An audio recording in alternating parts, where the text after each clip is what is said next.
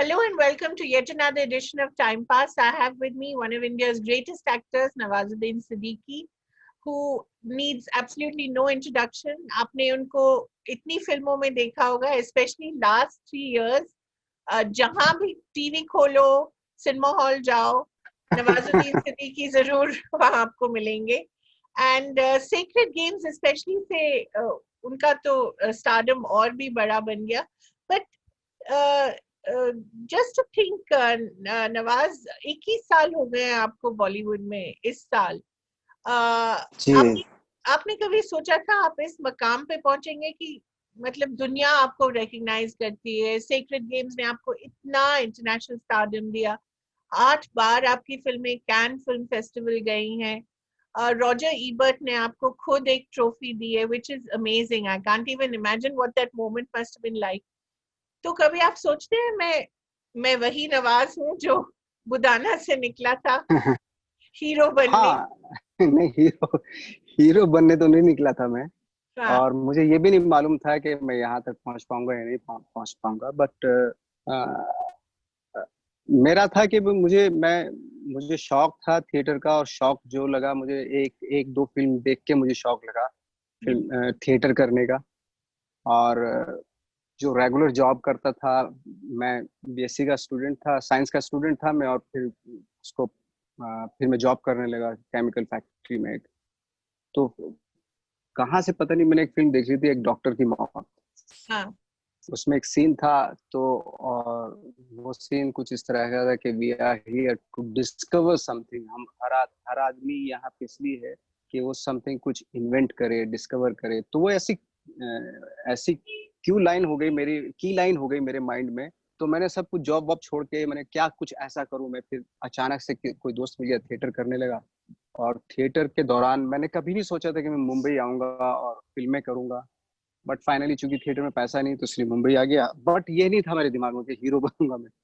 ये बिल्कुल भी नहीं था. स्टार बनूंगा, हीरो बनूंगा, ऐसा बिल्कुल भी दिमाग में था. बट ये था कि जो भी काम मिल रहा है उसको बहुत ही ऑनेस्टी के साथ, ट्रूथफुलनेस के साथ करके आना है. बस ये भाई, चाहे 1 लाइन का रोल हो, चाहे 10 लाइन का, ऐसा. और आपने सब कुछ देख लिया. 1 लाइन का भी रोल किया है और 10 लाइन का भी रोल किया है. कभी ऐसे रोल भी कर रहे हैं जो कट भी गए हैं फिल्मों से.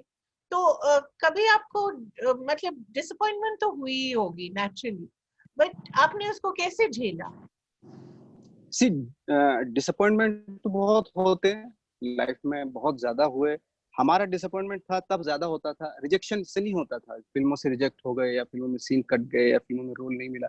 सर्वाइवल को बहुत होता था. सर्वाइवल को लेके बहुत ज्यादा डिसअपॉइंटमेंट होता था कि यार कल खाएंगे कैसे, इस तरह का होता. तब थोड़ा सा एक वो हो जाता था, परेशानी हो जाती थी. बट थैंक गॉड बहुत सारे दोस्त थे यहाँ पे, वो भी स्ट्रगल कर रहे थे. तो किसी का काम चल रहा होता था, उसके घर में जाके मतलब बैठ जाते थे, बढ़िया डाल लेते थे. तो वो कुछ दिनों तक खिलाता था, बाद में वो भी हाथ जोड़ लेते, भाई अब निकल लो आप. बट तो वहां से निकल जाते थे. हाँ. फिर कोई और फिर कोई और आपने किसी के घर एक खाना भी बनाया एक टाइम पे ना? वो खाना खाने के लिए बनाया कि भाई उसके लिए भी खाना हो जाएगा, मैं भी खा लूंगा जी. तो वो था, शेयरिंग थी, मतलब काइंड ऑफ तो आपने रेंट नहीं दिया, खाना बनाया? हाँ, मैंने रेंट नहीं दिया कई साल, 1 साल तक मैंने रेंट नहीं दिया, बट खाना खाया मैंने. और हाँ. फाइनली जब मुझे बहुत टाइम के बाद, 1 साल के बाद रियलाइज हुआ कि मैं यहाँ स्ट्रगल करने के लिए आया था, ये तो मैं यहाँ कुक बन गया हूँ. आप क्या क्या तो बनाते थे? क्या क्या खाना बनाते थे? मैं तो हालांकि सब चीजें बना लेता हूँ, बट ज्यादातर दाल चावल ही खाते थे हम लोग उस वक्त. तो दाल चावल हो गया, किसी दिन पनीर, जिस दिन उसका काम चल जाता था, काम मतलब पैसा मिल जाता था उसको, तो पनीर लेके आता था वो. तो मटर पनीर बनाता था फिर मैं उसके लिए. तो उसके ऊपर बहुत डिपेंड करता था, वो क्या खाना चाहता है जी. वही मैं बनाता था, मेरी नहीं चलती थी तब. तो आपको फिर रियलाइज हुआ कि मैं यहाँ खाना बना रहा हूँ, तो आपने फिर क्या क्या क्या किया? मतलब 2004 फिर की ये बात है. जी, मैंने छोड़ दिया. मैंने कहा यार मैं तो थोड़ा नहीं खाना बनाने के लिए आया था, आपने तो मुझे बिल्कुल कुक बना दिया. तो बोले ठीक है, अपना बैग ले निकल ले यहाँ से. तो मैं निकल गया. अब जब मैं वहां से निकला तब मुझे रियलाइज हुआ मैं जाऊंगा कहाँ. गुस्से में तो मैंने बोल दिया ठीक है मैं निकल जाऊंगा. और जब मैं निकला वहां पे, तो दोस्तों के पास गया कि भाई मेरा बैग रख ले, बस मैं रहूंगा नहीं यहाँ पे। किसी को कुछ बोला बस मैं यहाँ नहाने के लिए आऊंगा, किसी को बोला बस यहाँ मैं जस्ट एक टाइम का खाना खाने के लिए। तो इस तरह का करके मैनेज किया। लेकिन जी। और दोस्त यार भी थे ऐसे कि वो बोले ठीक है यार, ठीक है, अगर तू नहाना चाहते नहा ले, खाना चाहते तो एक टाइम का खा ले। तो इस तरह 2-3 जगह पे मैंने अपना अरेंजमेंट कर लिया था अच्छे से। Very smart. हाँ। तो ये लोग, ये दोस्त आपको मिलते हैं अभी भी are you in touch with them? ये कौन है? एक्टर्स मेरे थे सब? हाँ, एक्टर्स ही थे सब, क्योंकि बहुत सारा लॉट आया था, बहुत सारे एक्टर्स आए थे उसमें, राजपाल भी थे, बहुत सारे एक्टर थे। तो कभी राजपाल के घर पे नहा धो लिया। राजपाल ने बहुत हेल्प किया उस दौरान, क्योंकि राजपाल का काम चल रहा था, जी राजपाल यादव। जी। वो फिल्मों में लाइक उनको सब वो मिल गई थी फिल्म जंगल, और जंगल में मतलब पैसा वैसा आने लगा था, बहुत अच्छा जी। खासा पैसा आने लगा था उनके पास। तो एक वही था, जब भी कोई परेशानी आती थी तो राजपाल के पास में चला जाता था, तो थोड़ा हेल्प करते थे वो, ऐसी बात नहीं। और दूसरे भी लोग थे जो थोड़ी बहुत हेल्प करते थे, नहीं राजपाल बहुत हेल्प करता था। जी। और फिर आपको अच्छे डायरेक्टर्स भी मिले, पीपल लाइक अनुराग कश्यप, जिन्होंने आपको समझा भी और आपके टैलेंट को भी समझा। तो वो कोलैबोरेशन जो हुई वो कैसे हुई, वो कैसे चली? बिकॉज आपने तो मतलब अनु छोटे से बड़े से बड़े से बड़े बड़े रोल उनके साथ करे हैं। जी जी जी जी। अनुराग से हम लोग बहुत पहले ही मिल लिए थे, आई थिंक 2001 में जब मैं आया था, 2000 में आया था मैं, तो तभी मिल लिए थे हम। रेलवे स्टेशन में मिले थे, मैं, राजपाल और 2-3 एक्टर और थे। तो जी। बारिश हो रही थी बहुत, अंधेरी स्टेशन के बाहर। तो अनुराग जा रहे थे, तब वो सत्या सत्या लिख रहे थे। हाँ, ये शूटिंग चल रही थी सत्या की उस दौरान। तो तब हमने अनुराग को मिले, हम लोग पकड़ लिया हमने अनुराग को, भाई कुछ काम वाम दिलवा दो। तो अनुराग ने बोला मिलो मुझसे आके वहाँ ऑफिस में कहीं भी। जब तो मिले, फिर हम लोग, कुछ लोगों को शूल में काम मिल गया, शूल चल रहे, हाँ शूल चल रही थी उस वक्त, शूटिंग शूल की। तो मैंने भी एक छोटा सा वेटर का रोल किया उसमें। जी। तो अनुराग ने 1-2 काम छोटे छोटे अनुराग के साथ काम किए, फिर ब्लैक फ्राइडे में भी किया। तब अनुराग ने प्रॉमिस किया था कि भाई मैं मैं जब कुछ हो जाऊंगा, अपनी फिल्म बनाऊंगा तो तुम्हें जरूर काम दूंगा। तो उन्होंने फाइनली जो है, चाहे वो उनकी देवडी हो, चाहे फिर दूसरी फिल्में हो, तो उन्होंने काम देना शुरू किया। फाइनली गैंग्स ऑफ वासेपुर में बड़ा रोल दिया। बट एक अच्छी बात ये थी कि अनुराग ने सजेस्ट हमें ये किया था कि तुम जिस तरह के दिखने वाले हो उसी, और जिस तरह का तुम ट्रेनिंग लेके आए हो, जिस तरह की तुम जानते हो, नॉलेज है, उस तरह के लोगों के पास जाओ। ये नहीं कि आप शक्ल सूरत ऐसी लेके आए हो और कर रहे हो यशराज में जाके स्ट्रगल। तो फिर वो समझ गए थे हम लोग कि हमें कहाँ जाना है, किन लोगों से मिलना है। जी। उस समय राम गोपाल वर्मा भी काफी बड़े थे। फिल्में राम बहुत गोपाल चलती वर्मा, थी। बिल्कुल बिल्कुल। राम गोपाल वर्मा की प्रॉब्लम ये थी कि उनके ऑफिस के आगे कम से कम 200-300 एक्टर की लाइन लगी होती थी। बिल्कुल, मैंने खुद देखा है कभी कभी। हाँ एग्जैक्टली। जी।